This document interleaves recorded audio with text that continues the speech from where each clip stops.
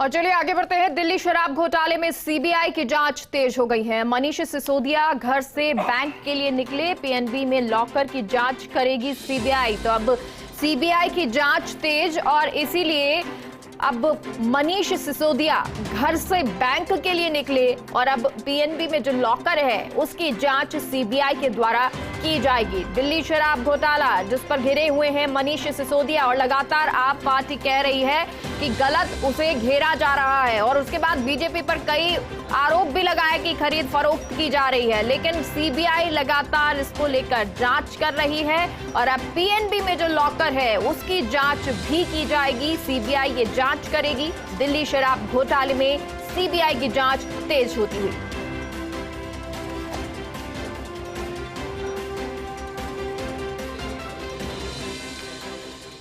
दिल्ली से ये खबर है। दिल्ली में शराब घोटाला जिसके बाद पार्टियां मुखर हुई हैं, कांग्रेस विरोध में आई तो वहीं बीजेपी भी अब विरोध कर रही है और इसी को लेकर आप पार्टी ने कहा कि ये हमारे खिलाफ साजिश की जा रही है, लेकिन सीबीआई अपनी तरफ से पूरी जांच कर रही है। मनीष सिसोदिया जिनसे पूछताछ भी हो रही है और अब क्योंकि ये तस्वीर जो आपको दिखा रहे हैं, अपने घर से मनीष सिसोदिया बैंक के लिए निकले। अब यहाँ पीएनबी बैंक जहां पर वो पहुंचेंगे और वहां जो लॉकर है उसकी जांच भी सीबीआई के द्वारा की जाएगी। मनीष सिसोदिया जो लगातार ये कह रहे हैं कि मेरी अगर जांच होती है, सीबीआई जब भी बुलाती है, क्योंकि लुकआउट नोटिस जारी किया गया था और ये नोटिस यानी कि विदेश वो कहीं नहीं जा सकते हैं। ऐसे में मनीष सिसोदिया ने कहा कि मैं यहीं हूं, मैं कहीं नहीं जा रहा हूं।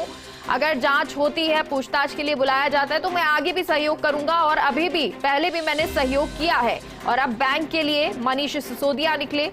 पीएनबी बैंक जहां लॉकर है और उस लॉकर में जांच की जाएगी। सीबीआई के द्वारा ये जांच होगी क्योंकि सीबीआई लगातार तेजी से ये जांच कर रही है।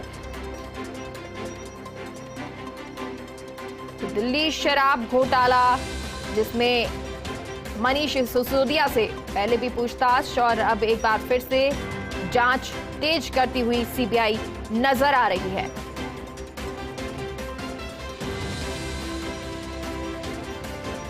तो ये बड़ी जानकारी आपको दे रहे हैं, आप पार्टी से जुड़ी हुई, मनीष सिसोदिया से जुड़ी हुई।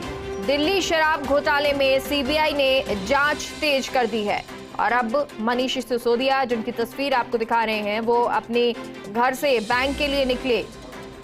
यहाँ बैंक में लॉकर जिसकी जांच सीबीआई करने वाली है और इसके लिए सीबीआई के जो अधिकारी हैं, जो सीबीआई की टीम है वो भी पहुंचेगी और उसके बाद जांच की जाएगी।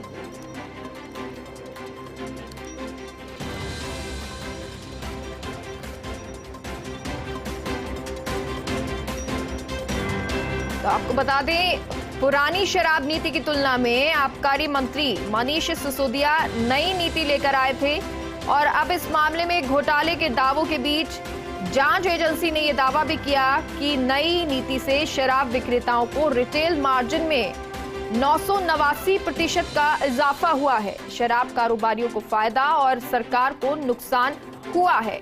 अब इसको लेकर ये जांच की जा रही है। शराब नीति जिसको लेकर जांच सीबीआई के द्वारा हो रही है और इसी पे अब जो लॉकर है वो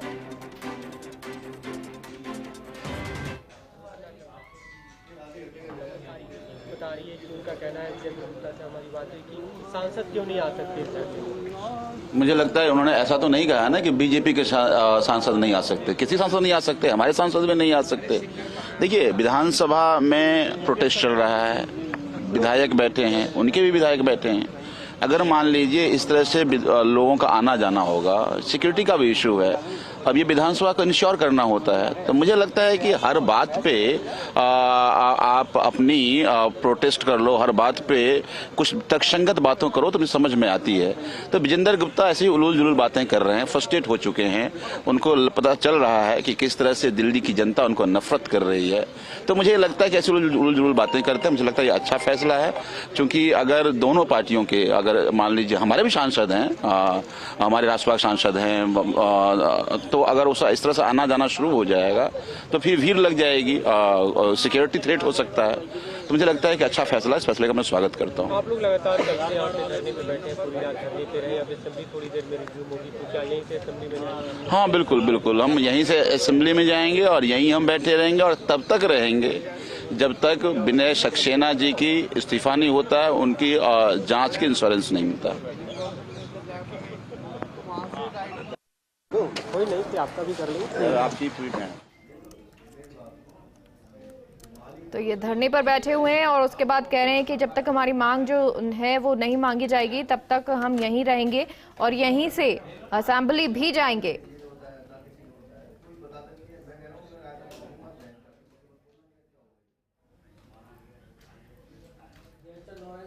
भ्रष्टाचारियों को सजा मिले, ऐसे भ्रष्टाचारियों को अपने पदों पे न रखा जाए। अभी इसकी लड़ाई तो चल ही रही है, चार्जशीट आनी अभी बाकी ही है। तब तक हमें शिक्षा के विभाग में भी एक बड़े घोटाले का सामने दर्शन हो गया है। जब मैं आपसे बात कर रहा हूं, संजय जी ने जो परिचय दिया, हमारे साथ शहजाद पूनावाला जी, दिल्ली को और देश को जान करके बहुत दुख होगा कि दिल्ली की स्कूल में पढ़ने वाली एक बच्ची के ऊपर चलता हुआ पंखा गिर गया। नांगलोई की वो बच्ची इस समय अस्पताल में जीवन और मौत से जूझ रही है। अभी भी उसकी स्थिति चिंताजनक है। ठीक 2 मिनट पहले भी मेरी वहां उपस्थित लोगों से बात हुई है, लेकिन सवाल उठता है कि ये पंखा गिर क्यों जाता है, ये गिरने का सिलसिला ऐसा क्यों चल रहा है दिल्ली में। अरविंद केजरीवाल गैंग का चरित्र तो गिर ही रहा है, बच्चों के ऊपर पंखे गिर रहे हैं। अभी तो किसी दिन यह भी समाचार आ सकता है कि स्कूल का आधा हिस्सा ही गिर गया। कई ऐसे स्कूल हैं जो मैं विजिट करके भी आपके सामने खड़ा हूं। सर्वोदय कन्या विद्यालय, मलकागंज का विद्यालय ऐसा ही है, कोई जाकर के देख ले। और ऐसे ऐसे कम से कम 400 विद्यालय हैं जो कभी भी गिर सकते हैं। पंखा क्यों गिर रहा है, अगर इसका छोटा सा हम आपको डिटेल्स दें तो शायद आपको याद आए, हमने एक केस किया है। हरीश खुराना ने, प्रवेश वर्मा ने, नीलकांत बख्शी, ये सब लोग इसमें कंप्लेनेंट है। और हमारी उस कंप्लेन को लोकायुक्त महोदय ने भी माना कि इसमें गड़बड़ी है और चीफ सेक्रेटरी से जांच की रिपोर्ट मांगी गई है। लेकिन आपको याद होगा, हम लोगों को ये आवाज उठाने के कारण हमारे ऊपर मानहानि का मुकदमा दायर कर दिया। मनीष सिसोदिया, जो करप्ट नंबर 1, जिनको दिल्ली में एक्यूज नंबर 1 सब कह रहे हैं। और उसी केस में जब आती है जानकारी की रिपोर्ट दिया जाए, तो रिपोर्ट जो सामने आती है आप सबको चौंका देगी। हमने केस किए थे कि 5 लाख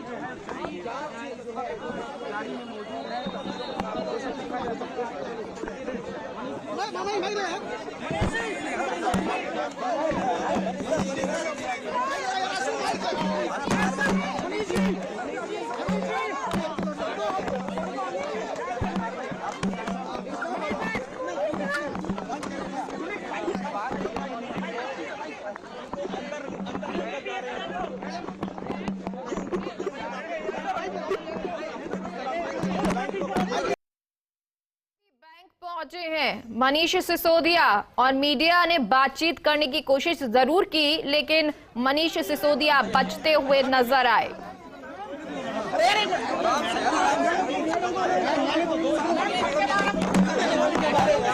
दिल्ली शराब घोटाला सीबीआई की तेज हो गई है और अब सीबीआई जो है वो लॉकर की भी जांच करेगी, पीएनबी लॉकर, जहां पर मनीष सिसोदिया पहुंच चुके हैं।